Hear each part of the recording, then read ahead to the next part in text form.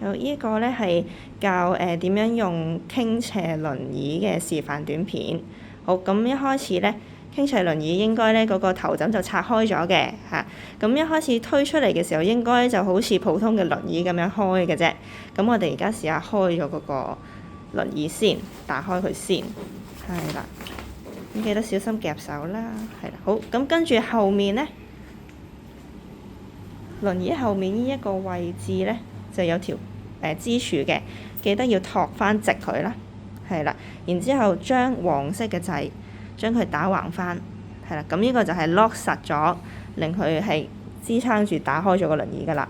OK， 好，咁跟住我哋就 confirm 下係咪真係開晒實啦。咁我哋可以係啦，撳一撳，熬一熬，睇下佢係真係實啦。咁就 OK 啦。好，咁跟住到腳踏啦。咁我哋點樣整翻個腳踏咧？腳踏如果佢撥翻喺前面，就同平時嘅輪椅差唔多嘅啫。好，咁我哋撥向前面嘅時候，確保嗒一聲真係鎖實咗，熬一熬先。係啦 ，OK。咁然後就可以打翻開腳踏位，係啦。咁呢個上面呢一嚿咧係晾住小腿嘅，咁可以調校翻個位置啦。如果有根據翻佢個身形，如果有長短唔同嘅即係小腿，咁你就跟翻嗰個小腿嘅長度去調校翻個位置就得啦。OK， 好，咁然之後就到呢一邊，我哋打開埋啦，一次過。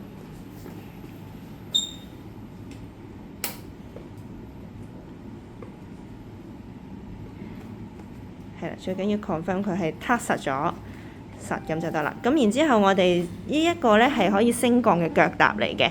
如果要即係例如一啲係有骨折或者比較緊隻腳係唔可以放低晒嘅院友嘅話咧，咁就需要托高隻腳嘅。咁呢個時候我哋可以將嗰個腳踏咧就咁拉高，咁就可以升高到我哋需要嘅位置啦。咁然後落翻嚟咧，就拉起呢個手掣，然後壓翻低個腳踏就得啦。好，咁同樣地啦，咁整翻落嚟之後都係 confirm 佢係 lock 實嘅，咁就 OK 啦。係啦，唔鬆就得啦。咁然後就講埋嗰個扶手位啦。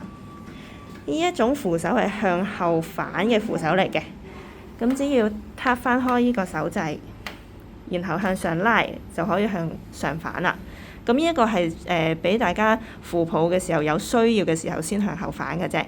咁如果要整翻去前面嘅話咧，就咁對翻呢個窿位，撻翻落去，係啦，又係熬一熬，確實係穩固啦，咁樣先至為之 OK。好，咁至於個頭枕啦，咁我哋開晒個輪椅之後就可以加翻個頭枕落去。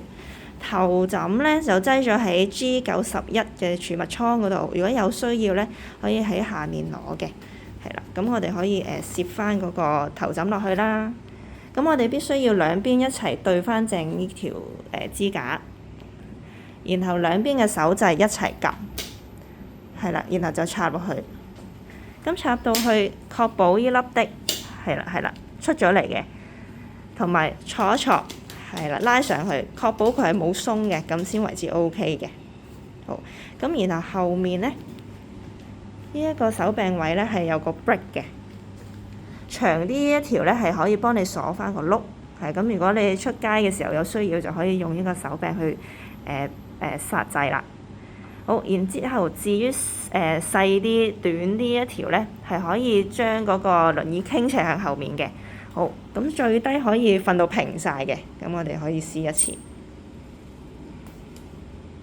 係啦 ，OK， 係可以平晒嘅。